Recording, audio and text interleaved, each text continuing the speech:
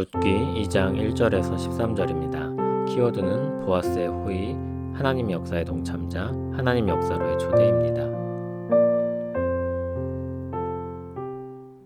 나오미의 남편 엘리멜렉의 친족으로 유력한 자가 있으니 그의 이름은 보아스더라. 모압 여인 룻이 나오미에게 이르되 원하건대 내가 밭으로 가서 내가 누구에게 은혜를 입으면 그를 따라서 이삭을 줍겠나이다 하니 나오미가 그에게 이르되 내 딸아 갈지어다 하매 룻이 가서 베는 자를 따라 밭에서 이삭을 줍는데 우연히 엘리멜렉의 친족 보아스에게 속한 밭에 이르렀더라. 마침 보아스가 베들레헴에서부터 와서 베는 자들에게 이르되 여호와께서 너희와 함께 하시기를 원하노라 하니 그들이 대답하되 여호와께서 당신에게 복 주시기를 원하나이다 하니라. 보아스가 베는 자들을 거느린 사환에게 이르되 이는 누구의 소녀냐 하니 베는 자를 거느린 사환이 대답하여 이르되 이는 나오미와 함께 모압 지방에서 돌아온 모압 소녀인데 그의 말이 나로 베는 자를 따라 단 사이에서 이삭을 줍게 하소서 하였고 아침부터 와서는 잠시 집에서 쉰 외에 지금까지 계속하는 중이니이다. 보아스가 룻에게 이르되 내 딸아 들으라. 이삭을 주우러 다른 밭으로 가지 말며 여기서 떠나지 말고 나의 소녀들과 함께 있으라. 그들이 베는 밭을 보고 그들을 따르라. 내가 그 소년들에게 명령하여 너를 건드리지 말라 하였느니라. 목이 마르거든 그릇에 가서 소년들이 길어온 것을 마실지니라 하는지라. 룻이 엎드려 얼굴을 땅에 대고 절하며 그에게 이르되 나는 이방 여인이거늘 당신이 어찌하여 내게 은혜를 베푸시며 나를 돌보시나이까 하니 보아스가 그에게 대답하여 이르되 내 남편이 죽은 후로 내가 시어머니에게 행한 모든 것과 내 부모와 고국을 떠나 전에 알지 못하던 백성에게로 온 일이 내게 분명히 알려졌느니라.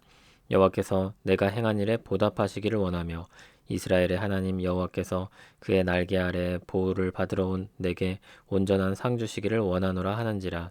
룻이 이르되 내 주여 내가 당신께 은혜 입기를 원하나이다.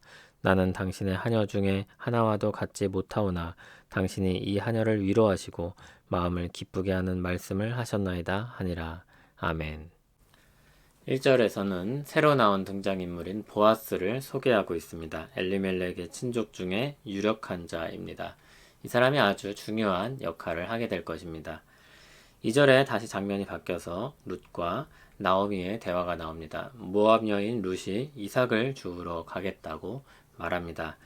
여기 모압 여인이라고 따로 말한 것은 이방인이 이스라엘에서 이삭을 줍는 일을 하는 것, 그 부담을 드러내기 위함입니다.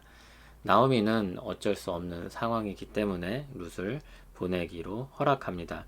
룻이 사람들을 따라서 이삭을 주우러 갔는데 마침 가보니 앞서 소개되었던 보아스의 밭에 이르게 됐습니다. 3절을 보면 우연히 갔다고 했는데 룻이 의도하지 않고 갔다는 것입니다. 그러나 하나님은 그를 인도하신 것입니다. 4절을 보면 마침 보아스가 밭으로 왔습니다. 마침 왔습니다. 이 역시 보아스가 룻을 보기 위해서라거나 의도적으로 온 것이 아니었다는 것입니다. 그러나 하나님은 마침 그를 그곳으로 가도록 인도하신 것입니다. 일이 이렇게 우연히 마침 사람들이 의도하지 않은 가운데 이루어집니다. 보아스는 일하는 사람들에게 인사하면서 룻을 발견하고 그가 누구냐고 사환에게 물었습니다. 사환은 보아스에게 룻이 누군지 자세히 전합니다. 6절을 보면 나오미와 함께 모압에서 돌아온 이방인이라고 소개했습니다. 이삭을 죽게 해달라고 요청을 했고 지금까지 계속해서 여기에 있다고 했습니다. 8절 아래에서 보아스가 룻에게 말합니다. 이삭을 주우러 여기로 계속 오라고 했습니다. 그리고 그에게 안전을 보장해 주겠다고 약속합니다. 룻의 마음을 안심시키고 다른 사람들에게는 경고를 합니다. 그리고 물도 마실 수 있도록 배려해 주었습니다. 보아스는 룻에게 큰 호의를 베풀어 주었습니다.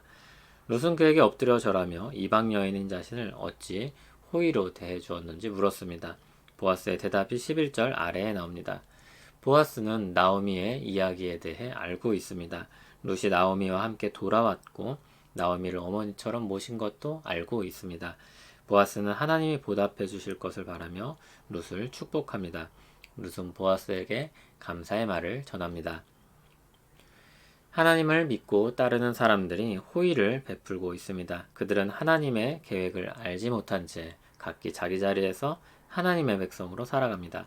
그런데 그 일들이 하나님 역사 속에 있습니다. 의도하지 않았지만 하나님 역사에 동참하는 사람들이 되었습니다. 그들은 분명하게 드러내신 하나님의 뜻을 따라서 선을 행하고 호의를 베풀었습니다. 그렇게 그들은 하나님 역사에 동참하게 됩니다. 하나님 역사에 동참하는 방법은 생각보다 단순합니다. 우리에게 밝히 보이신 하나님의 뜻을 따라서 살아가는 것입니다. 루터는 우리가 이 땅에서 하는 일을 두고 하나님이 가면을 쓰고 행하는 것이라고 했습니다. 하나님의 시간표와 세부 계획이 어떻게 흘러가는지는 아무도 모릅니다. 그것은 하나님께 속한 것입니다. 다만 하나님이 분명하게 드러내신 뜻을 행할 때 우리는 하나님 역사에 적극적으로 동참하는 사람이 됩니다. 흔한 것은 소홀하게 여겨지기가 쉽습니다.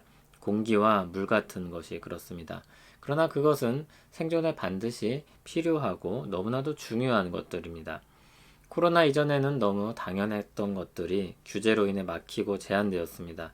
일상적인 것들의 소중함을 많은 사람들이 깨달았습니다. 하나님이 성경을 통해 밝히 드러내신 뜻이 그렇습니다. 그것은 밝히 드러내셨기 때문에 너무 흔해 보입니다. 하지만 여전히 우리에게 필요하고 중요한 것입니다. 하나님 백성답게 살기 위해 반드시 필요한 것입니다. 밝히 드러내서 알리신 하나님의 뜻입니다. 혹시 그것을 소홀하고 있지는 않은지 우리는 한 번쯤 생각해 볼 필요가 있습니다. 성경을 통해 밝히 보이신 뜻을 따라서 살아갈 때 우리는 하나님 역사에 동참하게 될 것입니다. 룻은 보아스를 통해서 하나님의 자비로우신 은혜를 경험했습니다. 어쩌면 이방 여인이었던 그가 나오미를 통해서 말로만 듣던 하나님의 은혜를 처음 입은 날이었을지도 모릅니다. 나오미가 소개했던 하나님이, 그가 말했던 하나님이 정말이라는 것을 알게 된 것입니다. 하나님은 우리를 하나님 역사에 동참시키십니다. 우리에게 요구되는 자격은 예수 그리스도 안에서 주어져 있습니다. 믿음뿐입니다. 우리에게 필요한 것은 하나님의 말씀을 통해서 그 뜻을 알아가는 것입니다. 그리고 그렇게 살려고 애쓰는 것입니다. 정도의 차이가 있겠지만 신자라면 누구나 할 수 있는 일입니다. 하나님은 그렇게 모든 하나님의 백성을 하나님 역사에 동참시키길 원하십니다. 지금 이 말씀을 묵상하는 우리도 그 역사로 초대받고 있는 것입니다. 주님의 부르심에 응답하는 하루 되길 바랍니다. 하나님 역사에 우리를 동참시키시고 그 영광과 기쁨을 누리게 하시니 감사합니다. 죄에서 우리를 건지실 뿐만 아니라 우리를 주님의 동역자로 살게 하셨습니다. 주님의 성품과 뜻과 일을 나타내게 하셨습니다. 힘써 그 부르심에 응답하여 살기 원합니다. 예수님 이름으로 기도합니다.